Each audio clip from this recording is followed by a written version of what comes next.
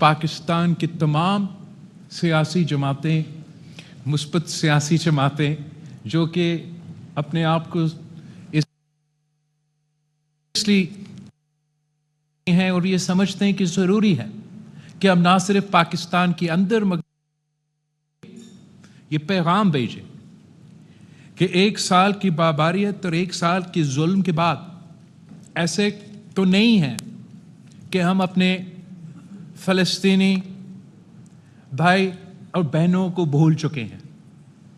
आज पूरी दुनिया को ये नज़र आ रहा है कि पाकिस्तान एक गरीब मुल्क ज़रूर है, हमारे यहाँ मुआशी मसाइल है, दहशतगर्दी के ख़तरे हैं, एसेट्रा एसेट्रा एसेट्रा, लेकिन जहाँ फ़लस्तीन का मसला होगा वहाँ हर एक पाकिस्तानी एक पेज पे होते हैं और ये पैगाम भेजना भी ज़रूरी है।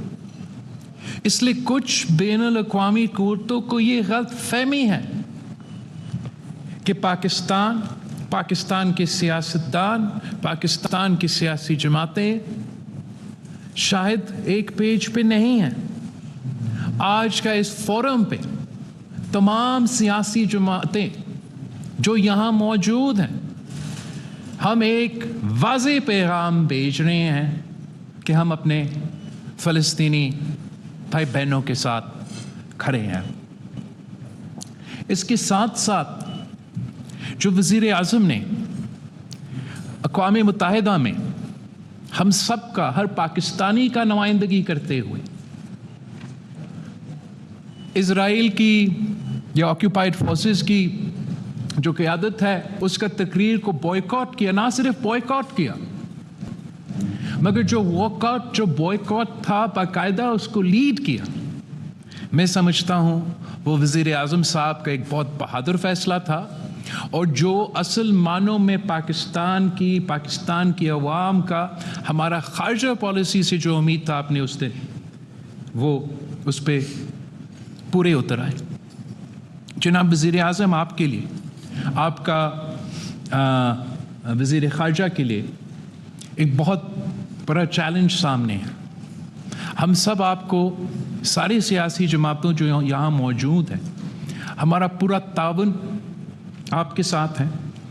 जैसे भी आप समझते हैं कि पाकिस्तान पीपल्स पार्टी या पाकिस्तान पीपल्स पार्टी का कोई मेंबर इस बड़ा मिशन के लिए अगर आपका काम आते हैं तो Pakistan peoples party is always willing to come to your add. वैसे ही इस कमरा में बैठा हुआ ऐसा एक सियासी जमात नहीं है कि अगर आप कॉल दे कि हमें डिप्लोमेसी के थ्रू, मीडिया के थ्रू, लीगली, इंटरनेशनल फोरम्स के सामने, मुस्लिम उम्मा में या बैनुल अक़वामी सतह पे अगर इस केस को हमने उठाना है, प्लीड करना है, लड़ना है, तो उसमें चाहे वो पीपल्स पार्टी से ताल्लुक़ रखे, जमात इस्लामी से ताल्लुक़ रखे, JUI से ताल्लुक़ रखे, MWM से ताल्लुक़ रखे या असल में जो सुन्नी इत्तेहाद काउंसिल है उससे ताल्लुक़ रखे, तो कोई पीछे नहीं हटेगा। हम सियासी जंग लड़ने के लिए तैयार हैं। इंटरनेशनली ख़ारजा सतह पे जो डिप्लोमेटिक जंग है वो लड़ने के लिए तैयार हैं। और उस दिन जब आप फैसला करें, क्या खुदा ना खास्ता अगर आप ये फैसला करते हो कि बाकायदा जंग की ज़रूरत है, तो इस कमरे में बैठे हुए एक भी शख्स नहीं है जो आप के साथ उस दिन शाना बिशाना खड़ा नहीं होंगे। जनाब वज़ीर आज़म, हम इस खित्ते में काफ़ी बैनुल अक़वामी सतह पे जो इम्पीरियलिस्ट एजेंडा है, चाहे वो इराक वॉर की सूरत में या किसी और जंग की सूरत में, हमने सब वो देखा है और वो शुरू होते हैं किसी एक झूठ के साथ।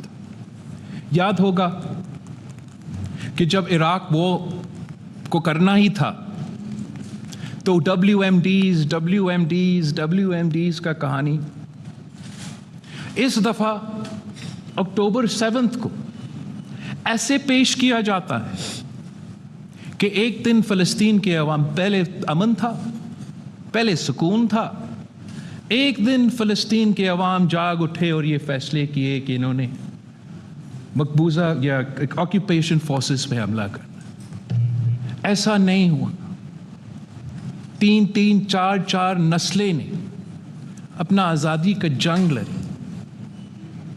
پوری دنیا ایک طرف اور نہتے معصوم فلسطینی بچے بزرگ دوسری طرف. اس دن پہ جیسے جنگ پہ ہوتا ہے، جب جنگ لڑا جاتا ہے تو اس قسم کے آپ کو واقعات سے گزرنا پڑتا ہے.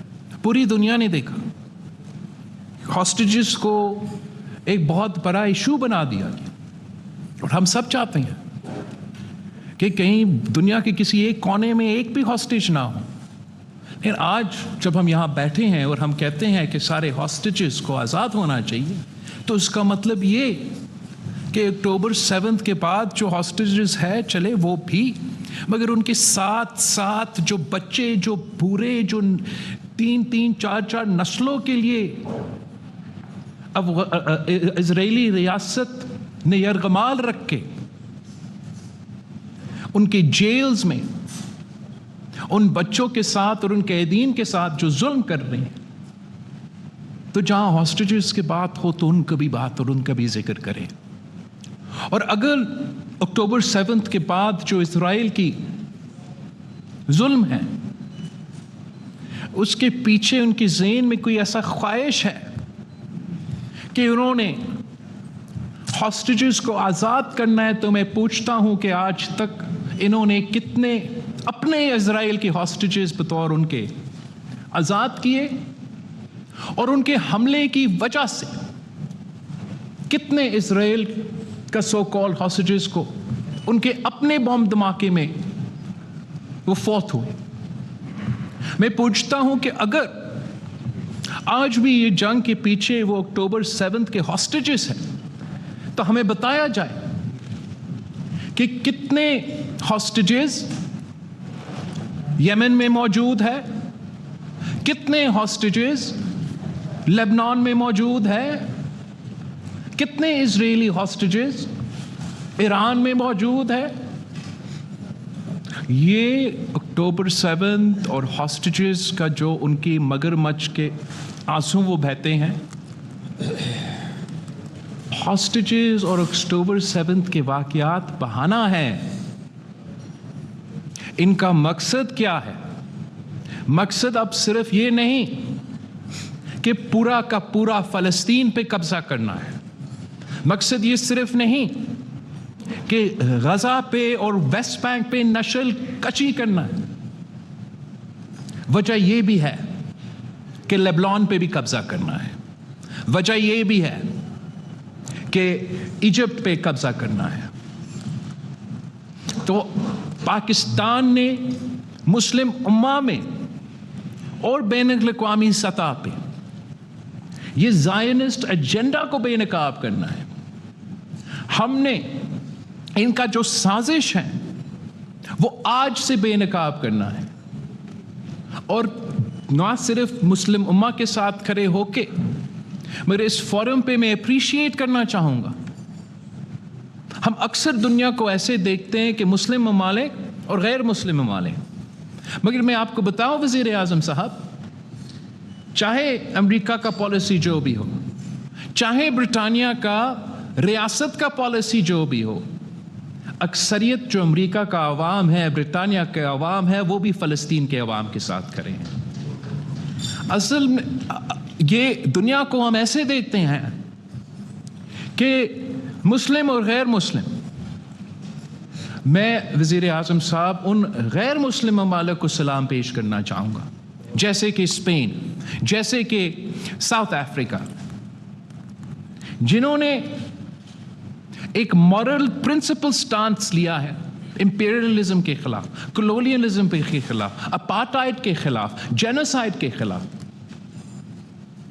ساؤتھ افریقہ کہتے ہیں کہ ہمارے ہاں اپارٹائڈ تھا، ہمیں پتا ہے کہ کہیں اپارٹائڈ ہو رہا ہے، اور وہ آپ کے فلسطین کے بھائیوں اور بہنوں کے ساتھ کھڑے ہیں۔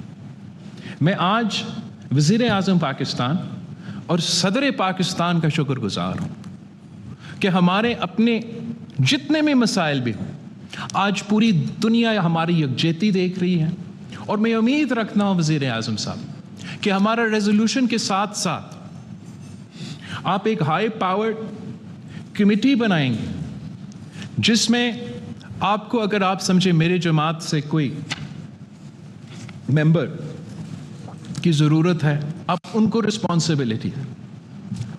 دوسری جماعتیں یہاں بیٹھے ہیں، they're more than willing to join your cause۔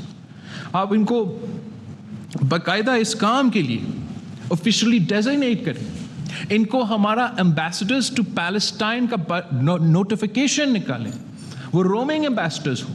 اگر اقوام متحدہ میں جانا پڑے تو اقوام متحدہ میں جائیں، OIC میں جانے پڑے تو OIC میں جائیں۔ مختلف جو پارلیمان ہے پوری دنیا میں، یورپین یونین کے جو پارلیمنٹس ہیں، امریکہ کے جو پارلیمنٹس ہیں، وہ وہاں جائے اور ہمارا کاز، فلسطین کا کاز کو اٹھائے۔ ہم اسرائیل کا زائونسٹ کا جو سازش ہے اس کو بے نقاب کریں۔ ہمارے بڑوں نے یاسر عرفات کے ساتھ شانہ بشانہ کھڑے ہو کے اسرائیل کا ظلم اور بربریت کے سامنے آواز اٹھایا تھا، اور انشاءاللہ تعالی ہم بھی آپ کے ساتھ ہیں، آنے والے نسلیں بھی آپ کے ساتھ ہیں، جب تک ہم فلسطین کو ان کے حق نہیں دلوا سکتے۔ شکریہ وزیر اعظم صاحب۔